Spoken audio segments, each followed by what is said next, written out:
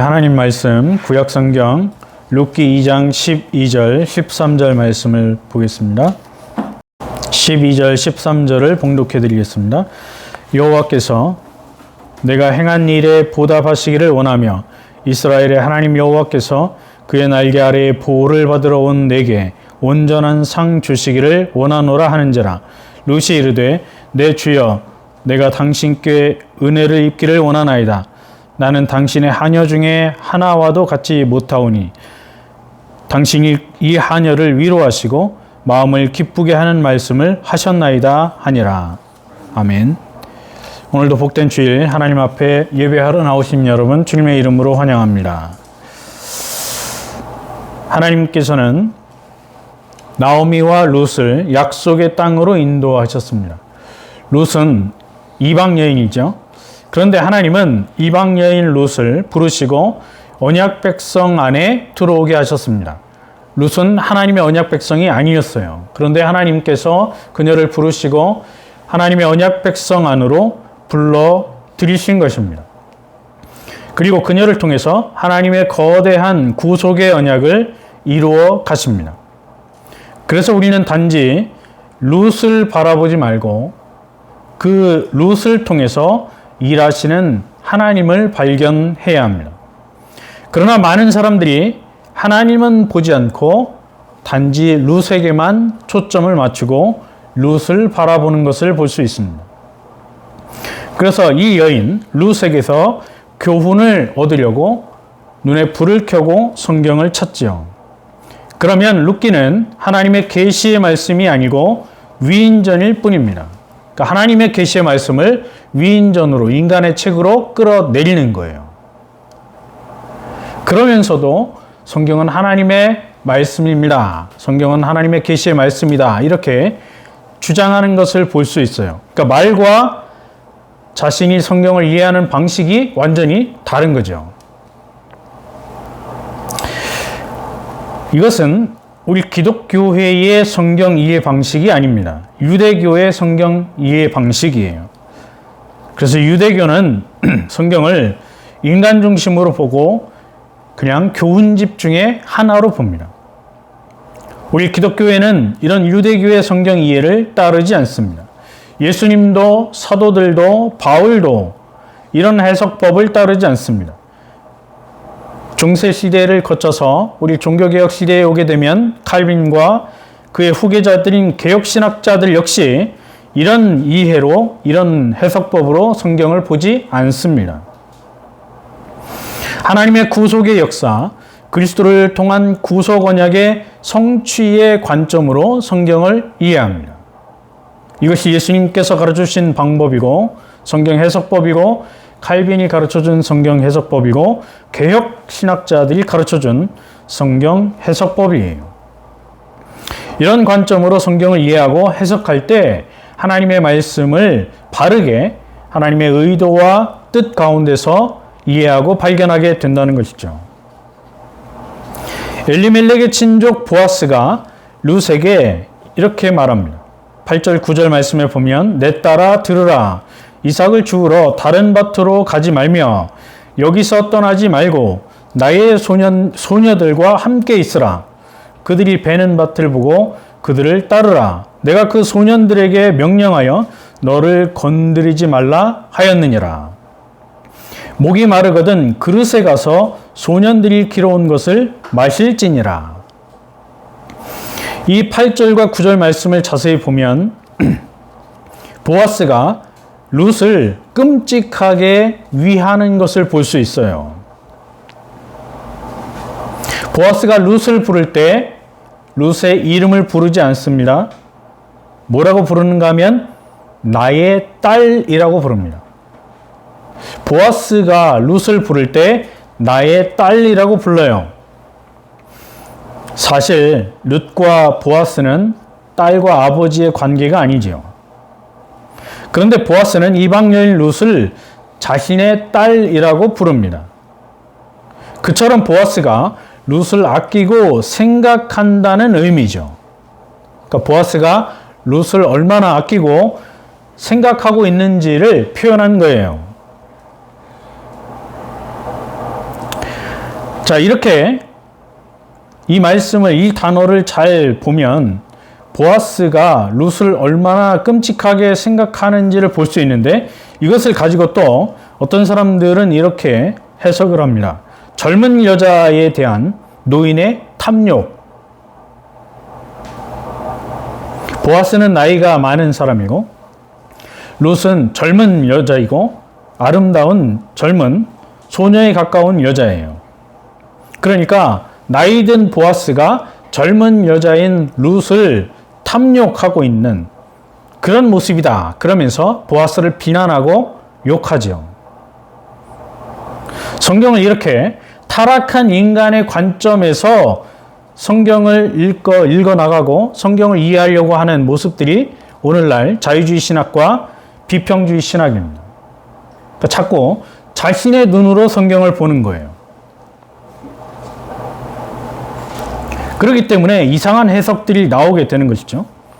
그러나 성경은 앞에서도 말씀드린 대로 하나님의 계시의 말씀이라고 자신이 입으로 고백을 했다면 성경을 하나님의 눈으로, 하나님의 관점에서 이해해 나가야 합니다. 한 단어 한 단어, 한 문장 한 문장, 한 구절 한 구절을 하나님의 의도대로, 하나님의 뜻대로 살펴나가는 것이 하나님이 주신 계시의 말씀, 성경은 하나님의 계시의 말씀이라고 자신이 신앙 고백을 했으면 그렇게 해석을 해 나가야죠. 신앙 고백은 그렇게 하고 실제로 성경에 와서 본문을 읽어 나갈 때는 엉뚱한 소리를 하고 자신이 보고 싶은 대로 자신의 관점에서 성경을 해석해 나가는 것이 오늘날 많은 사람들의 해석자들의 관점이에요. 보아스는 룻에게 이삭을 줍기 위해서 다른 사람의 밭으로 가지 말라 이렇게 말합니다. 그리고 자신의 여종들과 함께 있으라. 원문을 보면 이렇게 되어 있습니다. 나의 여종들과 함께 계속해서 달라붙어 있으라. 그러니까 나의 여종들에게서 멀리 떨어지거나 분리되거나 격리되지 말고 나의 여종들과 함께 계속해서 달라붙어 있어라. 바짝 붙어 있어라. 그런 말이에요. 보아스의 여종들과 함께 있어야 룻이 안전하기 때문이죠.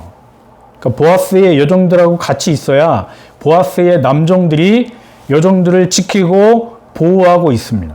그 가운데 들어가 있어야 보호를 받는 것이죠. 그래서 그 여종들 사이에 룻이 있다면 룻도 같이 보호를 받게 되는 거예요.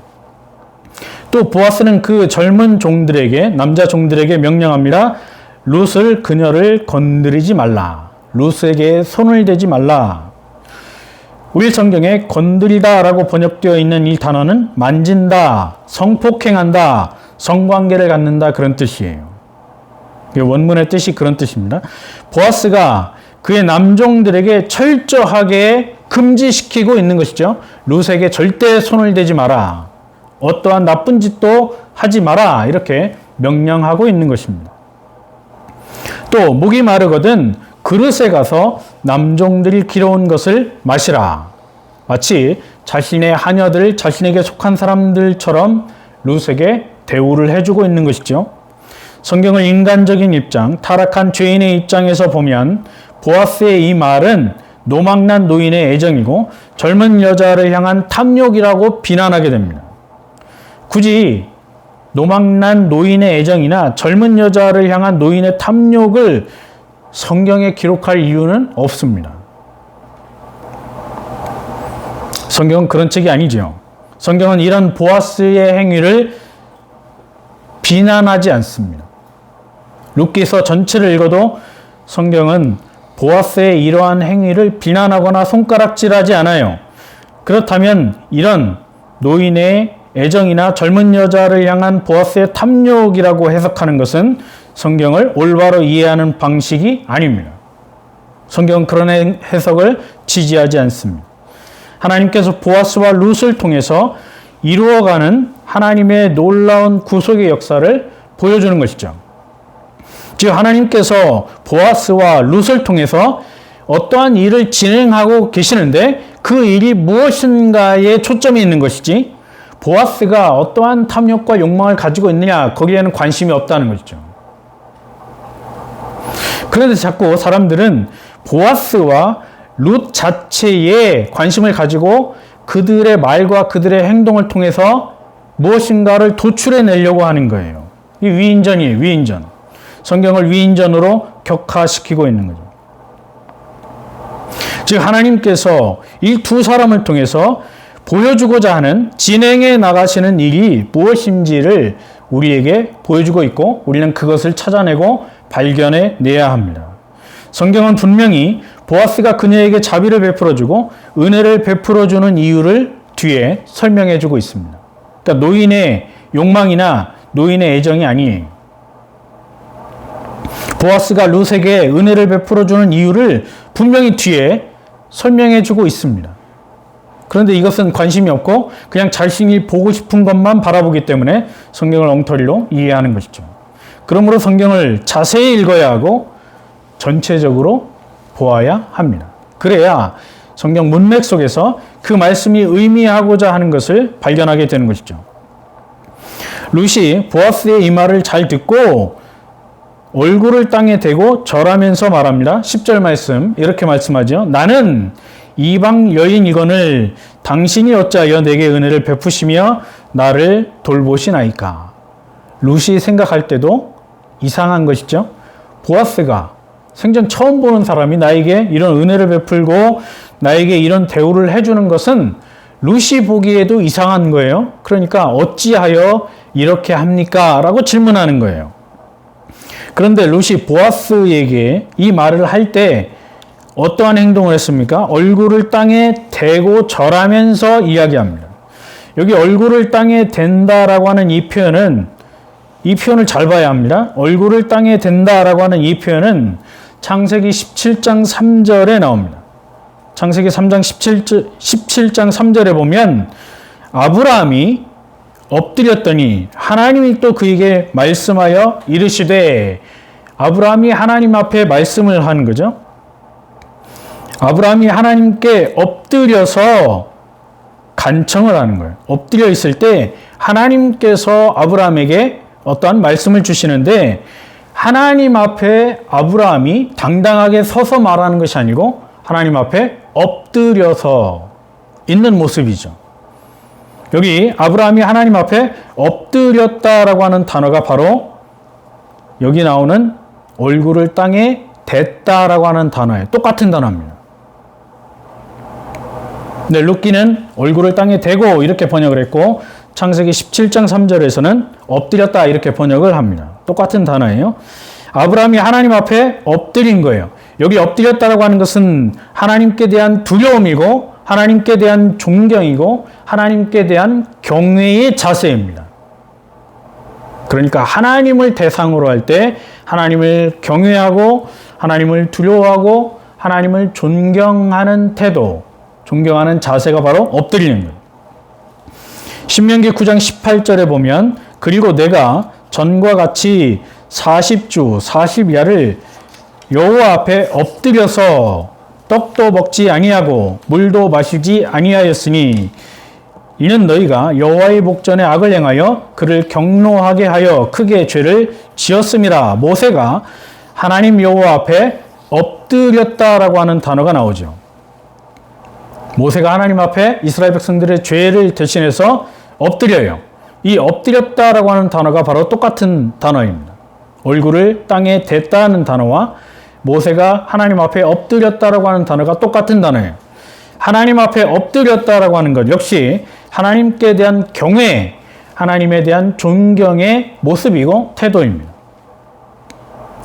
또 룻이 보아스에게 절하게 되는데 절했다라고 하는 단어가 나오죠. 창세기 18장 2절에 보면 눈을 들어본즉 사람 셋이 맞은편에 서 있는지라. 그가 그들을 보자 곧 장막문에서 달려나가 영접하며 몸을 땅에 굽혀 이렇게 말씀합니다. 여기 영접하며 몸을 땅에 굽혔다라고 하는 단어가 절했다라고 하는 단어하고 똑같은 단어예요. 네, 룻기에서는 전했다라고 번역했고 창세기 18장 2절에서는 몸을 땅에 굽혔다라고 번역을 합니다. 똑같은 단어입니다. 또 창세기 19장 1절에 보면 저녁 때에 그 두 천사가 소돔에 이르니 마침 롯이 소돔 성문에 앉아 있다가 그들을 보고 일어나 영접하고 땅에 엎드려 절하며 이렇게 말씀하죠. 여기 절했다라고 하는 단어가 오늘 본문에 나오는 절했다라고 하는 단어와 똑같은 단어입니다. 아브라함의 조카 롯이 천사들을 보고 두려워하여 땅에 엎드려 절한 것이죠. 그러니까 얼굴을 땅에 댄다라고 하는 단어와 절한다라고 하는 단어는 항상 하나님에 대한 경외, 하나님에 대한 두려움, 하나님에 대한 존경을 나타낼 때 사용하는 단어입니다. 또 높은 사람, 나보다 지체가 높은 사람을 대할 때 존경의 표시로 사용하는 단어예요. 그런데 지금 롯이 보아스에게 그렇게 엎드려서 얼굴을 땅에 대고 절하고 있는 것이죠. 롯에게 보아스라고 하는 존재는 하나님과 같은 경외, 두려움, 존경의 대상이 되고 있는 거예요. 그래서 그러한 존재인 보아스에게 존경과 감사를 표시하고 있다라고 하는 것이죠. 그러면서 이스라엘 여인도 아니고 비천한 이방 여인, 이방에서 들어온 그런 여인에게 왜 이런 은혜를 베풀어주고 돌보아주고 있는지를 질문합니다. 보아스는 하나님의 백성이죠. 하나님의 언약 백성입니다. 그러나 그 보아스와 대조적으로 룻은 이방 여인이에요. 그런데 왜 하나님의 백성이고 언약 백성인 보아스가 이방 여인, 비천한 여인, 이스라엘 백성들이 볼 때 개처럼 보이는 그 이방 여인에게 이런 은혜를 베풀어주고 있는가? 룻도 그 이유를 몰랐습니다. 그래서 질문하는 거죠. 단지 남녀 간의 애정의 문제인가? 그런 모든 해석과 상상은 11절 이하에 나오는 보아스의 대답으로 다 부서집니다. 그러니까 보아스가 룻에게 은혜를 베풀어주고 룻에게 사랑을 베풀어주는 것이 단순히 노망난 노인의 애정 행각이고 탐욕이었다라고 하는 해석이 11절 이하에 나오는 말씀을 통해서 다 깨져버리는 거죠. 보아스가 룻에게 대답을 합니다. 11절 말씀에 보면 내 남편이 죽은 후로 내가 시어머니에게 행한 모든 것과 내 부모와 고국을 떠나 전에 알지 못하던 백성에게로 온 일이 내게 분명히 알려졌느니라. 이렇게 말합니다. 룻의 남편이 죽은 후로 룻은 자기 시어머니 나오미를 버리지 않았습니다. 떠나지 않았습니다. 함께 했고 돌보아 주었고 모압에 살던 그녀의 부모와 그녀의 국가인 모압을 떠나서 전에 알지 못하던 이스라엘 백성에게로 왔습니다. 그 모든 일이 보아스에게 분명히 알려졌다는 것이죠. 보아스가 분명히 들었다는 거예요. 우리 성경은 분명히 알려졌느니라 이렇게 번역하는데 원문을 보면 알려진다, 알려졌다라고 하는 단어, 나가드라고 하는 단어가 2번 연속해서 반복해 쓰입니다. 그러니까 나가드라고 하는 단어가 2번 연속해서 쓰여 있어요. 그러니까 그 문자 그대로 우리가 번역을 하면 알려지고 알려졌다 이런 말이에요. 그런데 히브리어 문법을 보면 똑같은 단어가 2번 연속해서 쓰이면 이것은 최상급이에요. 최상급. 그러니까 확실하게 알려졌다, 분명하게 알려졌다 이렇게 번역을 해야 합니다. 그러니까 숨길 수가 없고 거짓이 아니고 확실한 사실이라고 하는 것이 보아스에게 알려졌고 들려졌다는 것이죠. 전에 알지 못하던 백성은 하나님의 백성 이스라엘이라는 의미고 언약 백성 이스라엘이라는 의미예요. 그러니까 모압 사람들이 전혀 알지 못하는 하나님의 백성, 모압 사람들이 전혀 알지 못하는 하나님의 큰 언약이라고 하는 그 틀 속에 있었던 하나님의 언약 백성, 그 이스라엘 속으로 룻이 들어왔다는 거죠. 그러니까 지금 보아스가 말하는 것은 단순히 시어머니에게 효를 다했다는 것이 나에게 알려졌다, 너는 효녀구나, 이걸 얘기하는 게 아니에요. 지금 보아스가 말하고자 하는 것은 이방 여인이지만 하나님의 언약 백성 속으로 들어왔다는 거예요. 여기에 강조점이 있어요. 그러니까 구원받지 못하고 하나님의 백성이 아니고 하나님의 언약에서 제외된 사람이지만 그녀가 하나님의 부르심을 따라서 하나님의 언약 백성 속으로 들어왔고 이제는 하나님의 백성이 되고 하나님의 구원에 동참하는 사람이 되었다는 것을 보아스가 말하는 거죠. 그러면 그런 사람에게 보아스가 은혜를 베풀어 주는 것은 당연하고, 그런 여인에게 보아스가 자비를 베풀어 주는 것은 당연하고, 하나님의 사랑으로 감싸주는 것은 당연하다, 그런 말이에요. 그러니까 하나님의 구원의 은혜를 말하고 있는 것이죠. 여기도 가만히 보면 떠나다라고 하는 단어가 나오고 오다라고 하는 단어가 나옵니다. 이 떠나다라고 하는 단어와 오다라고 하는 단어가 대조를 이루고 있어요.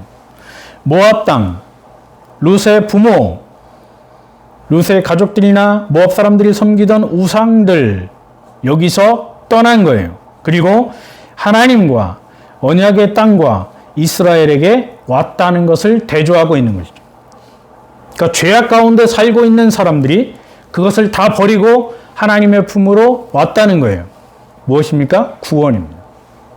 이것이 구원이고 이것이 회개입니다. 오늘 우리가 하나님의 백성이 된 것은 죄악 가운데 있었던 우리들이 예수 그리스도 안에서 회개하고 성령을 통해서 우리가 하나님의 백성으로 거듭나서 하나님의 백성으로 들어오게 되는 것이죠. 이것을 구원이라고 말합니다. 지금 보아스는 룻을 통해서 이 하나님의 구원을 설명하고 있는 거예요. 우리가 하나님의 백성이라고 말하면서 여전히 죄악 가운데 살고 죄를 범하면서 살고 죄악이 가득한 세상에 만족하고 그것을 기쁨으로 누리면서 산다면, 또 세상이 섬기는 우상들, 물질들, 재물들, 권력들에 취해서 산다면 그것은 하나님의 백성이 아니에요. 교회를 다니지만 하나님의 백성이라고 할 수 없습니다. 여전히 세상에 우리는 속한 사람이에요. 그러나 하나님의 백성이 된다라고 하는 것은 그것을 다 끊는 것이죠. 단절하고 미련이 남지만 그것을 포기하는 거예요. 그리고 하나님 앞에 엎드리는 거예요. 하나님 앞에 나오는 것입니다. 이것이 참된 구원의 모습이에요. 룻은 자기의 부모도, 자기의 나라도, 자신의 가족도, 자신이 섬기던 우상들도 다 버리고 하나님께 돌아왔습니다. 이것이 진정한 구원의 모습이죠. 오늘 우리가 하나님의 백성이 되고 하나님께 예배하고 기도하며 하나님 나라의 백성으로 사는 것은 모두 하나님의 은혜로 되는 것입니다.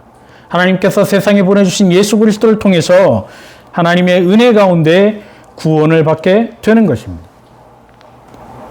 이것이 복음이고 오늘날 교회가 세상에 널리 전해야 되는 핵심 사상이에요. 이것이 바로 복된 소식이에요. 보아스는 계속해서 말합니다. 12절에 보면 여호와께서 내가 행한 일에 보답하시기를 원하며 이스라엘의 하나님 여호와께서 그의 날개 아래 보호를 받으러 온 내게 온전한 상 주시기를 원하노라 하는지라. 보아스가 12절에서 중요한 말씀을, 메시지를 전하고 있죠. 그냥 하나님이 너에게 복 주시기를 원한다, 이게 아니고 보아스가 말하는 이 말씀을 자세히 보아야 합니다. 이스라엘의 하나님 여호와께서 그의 날개 아래 보호를 받으러 온 너에게 온전한 상 주시기를 원하노라. 하나님께 오면 뭐가 있다는 거예요? 하나님의 날개 아래 보호가 있다는 거죠. 이것이 온전한 상이고 하나님의 구원이에요. 여호와께서 룻이 행한 모든 일에 보답하기를 원한다, 이렇게 말합니다. 여기 보답하다라고 하는 단어는 회복한다, 보답한다, 배상한다, 그런 뜻이에요. 자, 이것을 가지고 또 자유주의 신학자들은 봐라, 룻이 뭔가를 했기 때문에 하나님이 거기에 대한 보답으로, 배상으로 구원을 주지 않았느냐, 인간의 행위를 강조하는 것으로 그렇게 또 오해하죠. 그 말씀이 아니에요. 룻이 고향을 버리고 나라를 버리고 부모와 우상을 다 버리고 하나님께로 왔습니다. 언약 백성, 언약의 땅으로 왔습니다. 여기에 대해서 하나님께서 보답해 주시기를 원한다는 축복이에요. 이스라엘 백성 하나님께서 그의 날개 아래에 보호를 받으러 온 룻에게 온전한 상 주시기를 원한다, 이렇게 축복하죠. 날개 아래 보호라고 하는 것은 하나님의 구원을 상징하는 것이고 하나님의 보호하심을 상징하는 것입니다. 하나님은 육체를 가진 분이 아니에요. 육체가 없습니다. 더구나 하나님은 새가 아니기 때문에 날개를 가진 분이 아니에요. 그런데 하나님의 보호, 하나님의 구원을 이야기하면서 하나님의 날개 아래 보호하신다 이렇게 표현하죠. 그러면 하나님의 날개 아래 보호하신다 이 표현은 무엇을 말하는가? 하나님의 구원과 하나님의 보호를 상징하는 표현이에요. 시편 17편 8절에 보면 나를 눈동자같이 지키시고 주의 날개 그늘 아래 감추사 이렇게 말씀하죠. 우리가 인생을 살다 보면 우리 눈앞에 무엇인가가 다가올 때가 있어요.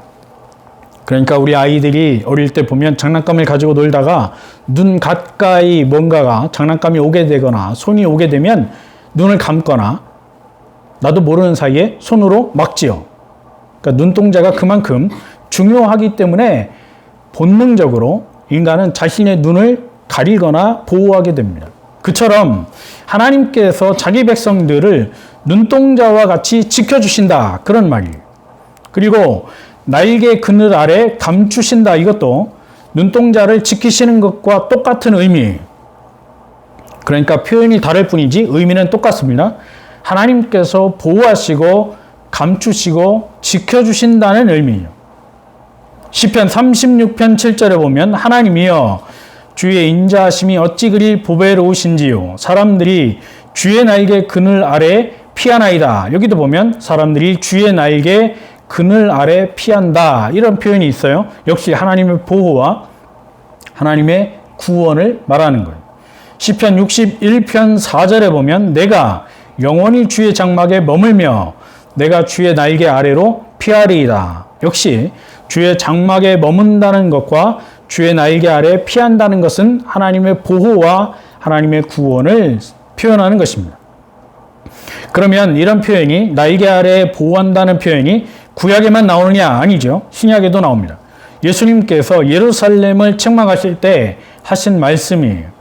마태복음 23장 37절에 보면 예루살렘아 예루살렘아 선지자들을 죽이고 내게 파송된 자들을 돌로 치는 자여 암탉이 그 새끼를 날개 아래에 모음같이 내가 내 자녀를 모으려 한 일이 몇 번이더냐. 예수님께서 예루살렘을 보시면서 책망하시는 내용이죠. 마치 암탉이 그 새끼를 날개 아래 품는 것, 보호하는 것처럼 하나님께서 이스라엘 백성들을 품으시고 보호하신 것이 몇 번이냐. 우리가 구약 성경을 읽어보면 이스라엘 백성들은 끊임없이 하나님을 대적하고 반항하고 반역했습니다. 하나님께서 수많은 선지자들을 통해서 그렇게 살면 안 된다고 가르쳤지만 이스라엘 백성들은 귀를 막고 내 멋대로 살겠습니다 하고 하나님을 대적하고 선지자들을 죽이고 입을 틀어 막았죠. 이것이 한두 번이 아니에요. 구약 성경을 읽어보면 계속 그 내용이 반복되어 나옵니다. 그런데 예수님 당시에 이스라엘 백성들 역시 똑같이 행동했습니다. 똑같이 하나님이 구원자로 보내주신 예수님을 대적하고 예수님의 복음을 듣지 않고 예수님을 십자가에 달아 죽인 거예요. 예수님은 그 이야기를 하고 있는 거죠. 날개 아래 보호라고 하는 표현은 하나님의 철저한 구원과 보호를 상징하는 것입니다. 지금 그 하나님의 구원과 보호 속에 룻이 들어왔다는 거죠. 이방 여인 룻이 하나님의 철저한 구원과 보호 날개 그늘 안에 날개 그늘 아래 들어왔다는 거예요. 보아스는 하나님의 구원의 은총을 축복하고 있는 것이죠. 이보다 더 큰 복은 없습니다. 하나님의 보호하심, 하나님의 구원하심, 이거보다 더 큰 복이 어디 있습니까? 하나님의 날개 아래 보호하심의 이 놀라운 하나님의 구원의 은혜와 하나님의 보호하심이 늘 우리와 함께 하기를 축복합니다. 그 축복을 듣고 난 룻이 이렇게 말하죠. 13절에 보면 룻이 이르되 내 주여 내가 당신께 은혜 입기를 원하나이다. 나는 당신의 하녀 중에 하나와도 같지 못하오나 당신이 이 하녀를 위하시고 마음을 기쁘게 하는 말씀을 하셨나이다.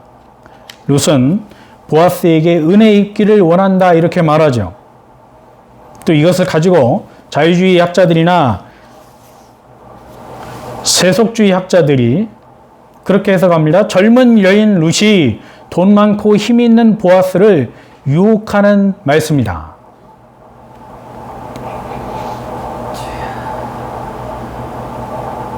하나님의 말씀을 자꾸 이런 식으로 곡해하고 왜곡하는 거죠. 그러니까 인간의 눈으로 자꾸 성경을 보려고 하는 거예요. 그러니까 젊은 여인 룻이 나이 많고 힘 많은 권력자인 보아스를 유혹하는 것이다. 그러나 룻이 지금 이야기하고 있는 이 13절을 자세히 보면 세 가지 단어가 나옵니다. 세 가지 단어. 첫 번째는 은혜이고, 두 번째는 위로이고, 세 번째는 마음을 기쁘게 하는 말이에요. 은혜, 위로, 마음을 기쁘게 하는 말. 이것이 키워드죠. 룻은 보아스에게 은혜를 구합니다.